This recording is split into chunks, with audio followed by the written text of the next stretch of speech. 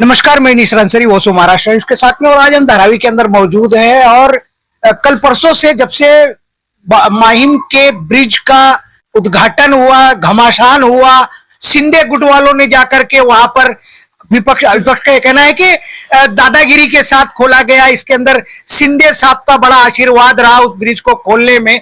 शकील नेता है, शिंदे गुट के नेता है। शकील भाई, मैं आपसे जानना चाहता हूं कि बड़े झंडे डंडे लेकर के आप जो है ब्रिज का उद्घाटन करने के लिए तो गए थे, मगर वो ब्रिज ऐसा हुआ कि आपने खोला फिर बंद हो गया, फिर खोला गया फिर बंद हो गया। तो ये खोल बंद के पीछे की क्या सियासत है? निसार अंसारी साहब, जय महाराष्ट्र। आपके चैनल के माध्यम से, जैसे कि आपने अभी कहा कि पिछले 3-4 दिनों से घमासान चल रहा है और एकनाथ शिंदे साहब का आशीर्वाद है, हमने जो उसको खोल दिया। ये बिल्कुल गलत बात है। एकनाथ शिंदे साहब का आशीर्वाद नहीं है। हमारे लोकल डेड बॉडी के जो सुसैनिक है, हमारे कार्यकर्ता है, हमारी महिला कार्यकर्ता है, हमारे पुरुष कार्यकर्ता है, लोकल स्थानिक लोग हैं। आपने देखा होगा ये जो ब्रिज को आप बोल रहे हैं हमने उद्घाटन किया, पहले तो हमने उद्घाटन नहीं किया। हम उद्घाटन नहीं किए, हम खुले शब्द में कहते हैं कि हमने उद्घाटन नहीं किया। 4.5 वर्षों से आपने शायद रिकॉर्ड भी किया होगा आपके चैनल के मार्फत से कि उस ब्रिज का उद्घाटन किसने किया और कितने वर्ष पहले किया। मेरा सबसे पहला सवाल है कि मेरे अनुमान के हिसाब से 4 से 4.5 वर्ष हो गए उस ब्रिज के भूमि पूजन करके, उद्घाटन करके कि यहां ब्रिज बनने वाली है। अब ये 4.5 साल के बीच में वो ब्रिज आपको लगता है कंप्लीट हुई है? मैंने तो देखा वो ब्रिज अनकंप्लीट है आज भी। 4.5 साल से एक छोटी सी ब्रिज 4.5 साल का वर्ष का टाइम हो गया, 4.5 साल का टाइम पीरियड हो गया। अगर वो कॉन्ट्रैक्ट पे उसका जो टेंडर लिया है, उसके टेंडर के ऊपर जो उसका वर्क ऑर्डर होगा, उस पर आप देखेंगे तो उसके वर्क ऑर्डर की डेट भी एक्सपायर हो चुकी होगी। तो किसकी जवाबदारी है अंसारी साहब? अभी एमएलए साहिबा कहती है हमने नारियल फोड़ा। नहीं शकील भाई, ठीक है कि एक्सपायर हो गया होगा, मुझे तो ये भी पता, मैंने न्यूज बनाया था कि उस ब्रिज का शुरू होने से पहले नारियल किसी और ने फोड़ा। उद्घाटन करने तो सारे दल आ रहे हैं। आपने किस ऑथोराइजेशन के साथ में, किस वजह से, किससे परमिशन लेके उस ब्रिज को खोला? हमने किसी का परमिशन नहीं लिया, हमने लोगों का परमिशन लिया। पब्लिक का डिमांड था कि यहाँ स्कूल के छोटे छोटे बच्चे आते हैं, एक छोटा सा प्लेटफॉर्म बनाया गया है, उस पे ही बाइक चलती है, उस पे ही टेम्पू चल रहे हैं, उस पे ही ट्रक पासिंग कर रही है, गाड़ियां पासिंग हो रही है, उस पे ही छोटे छोटे बच्चे, माँ बाप अपने बच्चों का हाथ पकड़ के स्कूल ले जाने के लिए, लाने के लिए वहां पर आ रही हैं, जा रही हैं। एक्सीडेंट तक का हो गया, एक मृत्यु तक हो गई, फिर भी किसी की आंख ना आमदार की खुल रही है, ना वहां के लोकल नगर सेवक की खुल रही है। लोगों की समस्या को देखते हुए हमने प्लेटफॉर्म जो उधर लगाया गया था उसको हटा दिए। हटाने के बाद ये लोग, मैं बताता हूं, ब्रिज खोल बंद आप बोल रहे हो ना कि हमने खोला फिर बंद हो गई। तो मैंने उस कॉन्ट्रैक्टर के सिविल इंजीनियर, जो उस कंपनी का इंजीनियर है, उसको फोन लगाया था। उससे मैंने कहा कि ये 4.5 साल का कार्यकाल हो गया, आपकी ब्रिज अधूरी है और पब्लिक को दिक्कत हो रही है, हमने उसे खोल दिया है। उसका कहना है कि साहब उसमें से ट्रक नहीं जाना चाहिए, गाड़ी नहीं जाना चाहिए। ठीक है, क्यों? मेरे को कब मालूम पड़ा? किसने ब्रिज बंद कराया? तो ये जो पॉलिटिकल लोग हैं, इनको क्रेडिट चाहिए, भले वो पूरी ब्रिज हो कि अधूरी ब्रिज हो। हमको कोई क्रेडिट नहीं चाहिए था अंसारी साहब। हमने किसी न्यूज वाले को नहीं बुलाया, हमने तो पब्लिक की मदद किया कि छोटे छोटे बच्चे कम से कम आ जा सके, औरतें आ जा सके। तो गाड़ी के लिए नहीं किया, पब्लिक के लिए किया था। शकील भाई, आपने जिस तरीके से ब्रिज को खोला, आपने कहीं ना कहीं, वो अभी आधा अधूरा ब्रिज है, आप भी मान रहे हो, मैं भी मान रहा हूं, उस पे हादसे हो सकते हैं, लेकिन कहीं ना कहीं आपने जो है लोगों को उकसाने का काम किया है, जिसका परिणाम उसके दूसरे दिन ही दिखाई दे गया। अभी मैं आपसे सवाल पूछता हूं, ठीक है, हमने तो कोई ढोल ताशे बाजे, फटाकड़ी, हार, फूल, फुग्गे, बलून, ये सब तो लगाए नहीं थे। हमने कोई मंच नहीं लगाया। हमने तो ब्रिज को खोला पब्लिक के लिए कि पब्लिक आ सके, जा सके। मैं अभी भी बोलता हूं, हादसा हो जाता हमारे खोलने के बाद, तो आप क्या किसके ऊपर इल्जाम लगाते? आपके ऊपर, बराबर। और अभी ब्रिज खुल गई है, खुदा ना करे अगर अभी हादसा होगा तो किसके ऊपर आप इल्जाम लगाएंगे? जिसने खोला उसके ऊपर लगेगा। कौन खोला? अरे भाई जो खोला है, जिसके कौन ढोल खोला? ताशे बजे हैं, कांग्रेस। अब कांग्रेस के लोगों ने खोला है। वीडियो रिकॉर्डिंग है, देख लीजिए कौन खोला है। अभी भी मैं फिर से बोल रहा हूं, वो ब्रिज अधूरी है, अधूरी है और अधूरी है। आप जाके फिर से एक बार उस पर कैमरा लगाइए। अगर अब कुछ हादसा होता, उसके जिम्मेदार कांग्रेस पार्टी। शकील भाई, आप कह रहे हो कि उसकी जिम्मेदार कांग्रेस पार्टी होगी, लेकिन उसका सारा जो गलती का ठिकरा है वो आपके ही सर जाने वाला है कि आपने सत्ता के नशे में, शिंदे जी के नशे में जाकर के बलजबरी से उस ब्रिज को खोल के लोगों को उकसाया। अंसारी साहब, आप खुद ही कहते हैं कि आपने ब्रिज खोला फिर बंद हो गई। आप कह रहे हैं, मैं नहीं कह रहा हूं। आप अपने चैनल के माध्यम से ही बोल रहे हो। ये खेल क्या था कि आपने ब्रिज खोला, बंद हो गई। बिल्कुल सही है, हमने ब्रिज खोला, बंद हो गई, फिर बंद ही रही। उसके बाद फिर से हमने थोड़ा सा खसकाया कि पब्लिक को आने जाने दो। आपने शकील भाई, आपने ब्रिज खोला, वो बात ठीक है, लेकिन उसके साथ साथ में उस ब्रिज के पास में 3 परिवार उजड़ चुके हैं, जिसको वर्षाताई एकनाथ राव गायकवाड़ जी ने मंच से कहा है कि उनके पुनर्वास का पूरा बंदोबस्त और जिम्मेदारी हमारी है। आपने तो ऐसा कुछ नहीं किया। अंसारी साहब, हम झूठ नहीं बोलते। वो जो परिवार है कब से दौड़ रहा है, कब टूटा वो, कब टूटा बताइए मुझे। जिस दिन आपने ब्रिज का खोला उसी दिन वो, उससे एक दिन पहले टूटा है। नहीं, बिल्कुल गलत, फिर से गलत है। नोटिस देखिए वो परिवार की, पहले तो नोटिस देखिए कब उसको 3 नोटिस मिली है। और मैं बताना चाहता हूं, 3 नोटिस मिलने के बाद वो परिवार, तो हम ब्रिज खोले तो हमारे पास आया, नोटिस लेके आया कि हम ज्योति गायकवाड़ के पास भी गए, हम इधर भी गए, उधर भी गए। तब मैंने फोन लगाया कि भाई ये 3 परिवार है, ये 3 परिवार को आपने नोटिस कौन से बेस पे दिया? अगर नोटिस दिया तो इनको अपात्र किए हो, पात्र किए हो, तो उनका एनेक्चर में नाम ही नहीं है, एनेक्चर ही नहीं बनाया गया। तो महानगर पालिका, आप किसकी जिम्मेदारी बताइए, आप बताइए।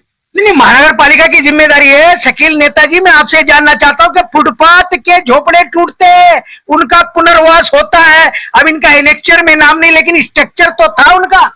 एनेक्चर तो था, लेकिन मैं आपको वही तो बोलने जा रहा हूं, आपको वही समझाने जा रहा हूं।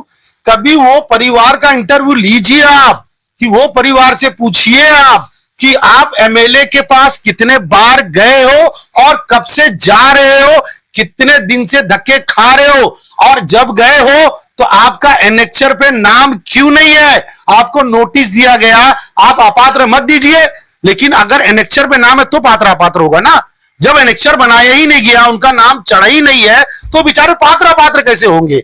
हाँ, अब हमारी मांगनी यह है कि उनको जो नोटिस दी गई है, वो नोटिस पे जो सेक्शन बैठता है, बाद में एनेक्चर बन सकता है। अब हमारा सिंधेगढ़ का, अब आप बार बार हमारे सिंधे साहब का नाम लेते हैं। नाम इसलिए ले रहे हैं कि आप लोग सत्ताधारी हो, सरकार आपकी है, इसके लिए।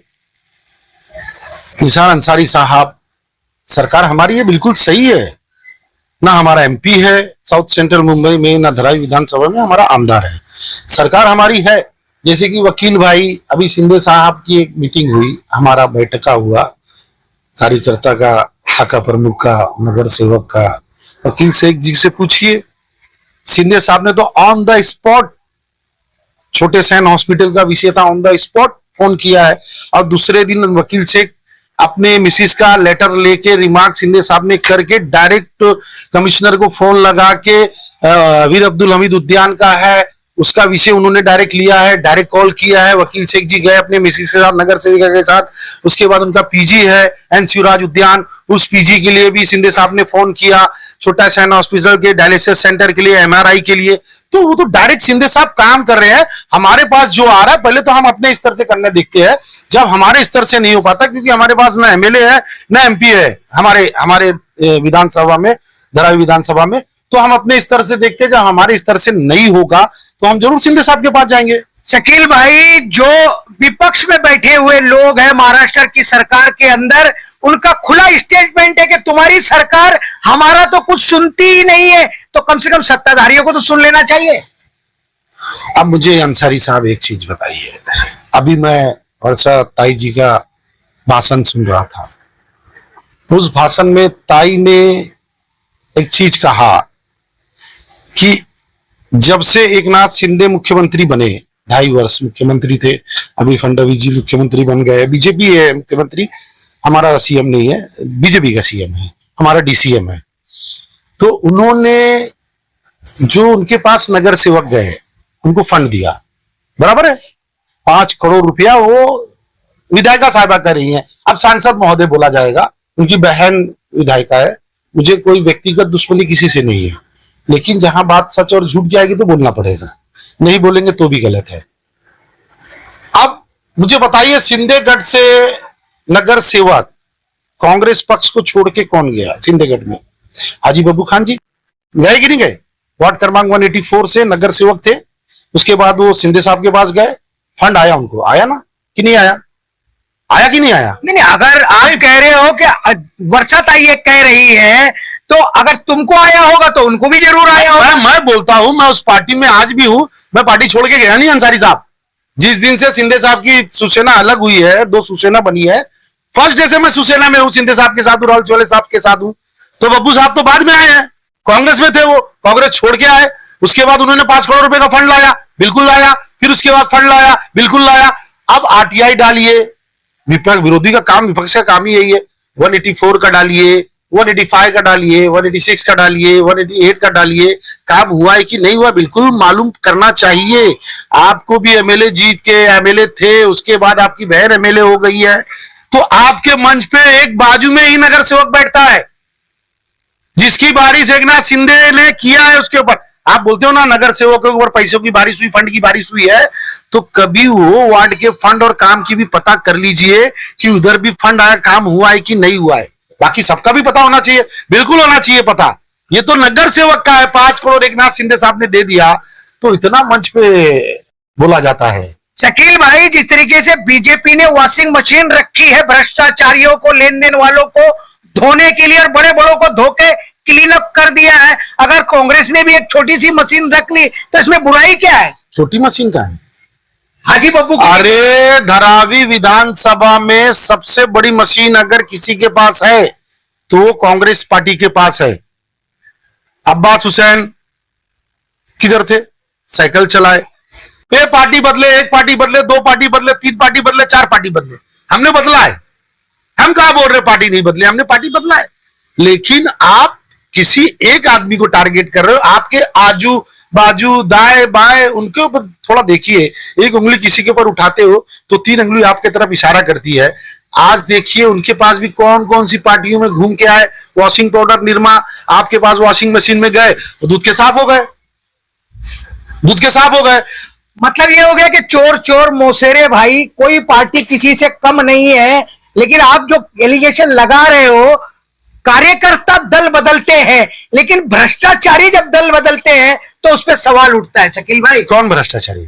जो भी भ्रष्टाचार करने वाले, कि 5-5, 10-10 करोड़ रुपए ले लिए और उसके बाद क्या काम हुआ उसकी रिपोर्ट की बात है, फिर वो टूट के चले जाते हैं। तो अगर बड़ी बड़ी मशीनें काम कर रही है तो छोटी सी मशीन भी काम भैया मैं क्या बोल रहा हूं, 5 करोड़ रुपया फंड लिए। मैं देखो अंसारी साहब, ये आज पब्लिक पढ़ी लिखी है, युवा पीढ़ी पढ़ा लिखा है, हमारे बच्चे शिक्षण हो गए, शिक्षण पढ़ लिए हैं, पढ़ लिख के एजुकेटेड है। आरटीआई डालिए ना आप। और भ्रष्टाचारी कौन है? पैसा लेके दूसरी पार्टी बदला कौन? पैसा लेके ये पार्टी से वो पार्टी में गया कौन? हम तो जहां थे आज वही है ना। हम शिवसेना छोड़ के गए क्या? हम शिवसेना छोड़ के गए नहीं और शिवसेना छोड़ेंगे भी नहीं। 5-5, 10 करोड़ की बात है 35 वर्ष में। भाई मैं भी सवाल, मैं भी धरावीकर हूं, 35-40 साल से मैं भी सवाल पूछ सकता हूं कि 35 वर्ष में धारावी विधानसभा का एजुकेशन मिनिस्टर, महिला बाल विकास मंत्री, हेल्थ मिनिस्टर, ये कैबिनेट मिनिस्टर, आप अंदाजा लगा सकते हो कि कितना फंड आता होगा? अब ये तो आपको ही पता होगा। अरे नहीं, आप पत्रकार हो, आज की डेट में तो पत्रकार से ज्यादा तो कोई नहीं जानता, क्योंकि पत्रकार हर चीज जानता है। कितना फंड होगा आप बताइए? एक कैबिनेट मिनिस्टर को, एजुकेशन मिनिस्टर, महाराष्ट्र राज्य का कैबिनेट मंत्री, हेल्थ मिनिस्टर, उसके बाद महिला बाल विकास मंत्री, एमएलए की बात नहीं कर रहा हूं मैं, मिनिस्ट्री पे आ गया हूं मैं, छोटी बात नहीं कर रहा हूं, बहुत बड़ी बात कर रहा हूं अंसारी साहब। शकील भाई, लेकिन आप कह रहे हो कि उन्होंने जो फंड लाया, कितना फंड लाया होगा, लेकिन उन्होंने धारावी में कार्य भी तो करके दिखाया है। मैं उसी पे तो आने वाला, अरे मैं अंसारी साहब उसी पे आने वाला था। मैं आपसे वही तो सवाल पूछने वाला था, एजुकेशन मिनिस्टर का काम क्या है? स्कूल बनाना, कॉलेज बनाना। धारावी में कौन सी स्कूल बना दी, कौन सी कॉलेज बन गई?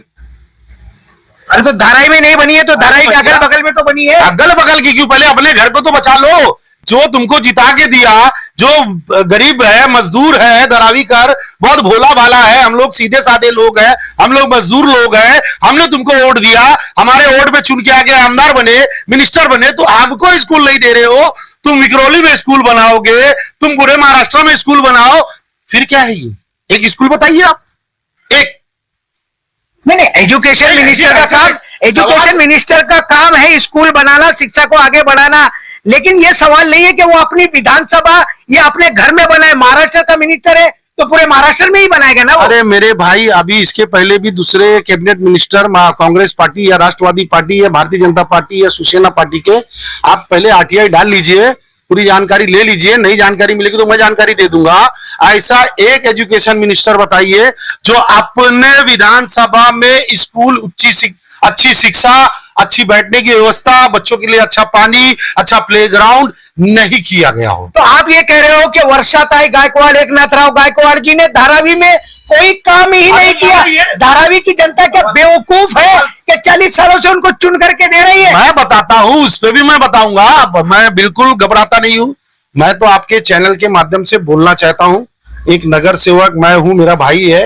हम कोई भी चैनल को बुला लीजिए, जितने चैनल हो पूरे हिंदुस्तान के चैनल को बुला लीजिए, वर्षाताई को भी बुला लीजिए, उनकी बहन भी हो गई है, 112 है, हम भी 112 है, बुला लीजिए, बैठ जाइए डिबेट पे, कौन कितना फंड लाया, कौन कितना काम किया, धारावी के लिए कौन क्या किया, हम उसी टाइम दूध का दूध और पानी का पानी हो जाएगा। अच्छा, हेल्थ मिनिस्टर में आप जानते हो हेल्थ मिनिस्टर क्या होता है? हॉस्पिटल का मंत्री होता है। बराबर। छोटा सैन हॉस्पिटल जब गायकवाड़ साहब हेल्थ मिनिस्टर थे, थी कि नहीं थी? बिल्कुल थी, वो तो उससे पहले से थी। बिल्कुल थी ना। क्या होता था उसमें, बताइए आप। उसके अंदर बहुत सारी संस्थाओं के कार्यालय चलते थे। क्या, क्यों कार्यालय, काय के लिए कार्यालय? हॉस्पिटल में कार्यालय चलाने के लिए हॉस्पिटल बनाए। लेकिन धारावी के बगल में सैन हॉस्पिटल, इतना बड़ा इंटरनेशनल हॉस्पिटल था ना। कभी गए हो सैन हॉस्पिटल? बिल्कुल जाते हैं। जाके पूछो कि एक एमआरआई कराना है, सिटी स्कैन कराना है, तो कितनी लंबी तारीख मिलती है धारावी कर कोई। पूरे मुंबई की बात नहीं कर रहा हूं मैं, मुंबई में तो केम हॉस्पिटल भी है, जेजे हॉस्पिटल भी है, बाबा हॉस्पिटल भी है, हॉस्पिटल है, लेकिन धारावी में बाजू में छोटी सी सैन हॉस्पिटल थी। क्यों सैन हॉस्पिटल के ऊपर लोड देना चाहिए?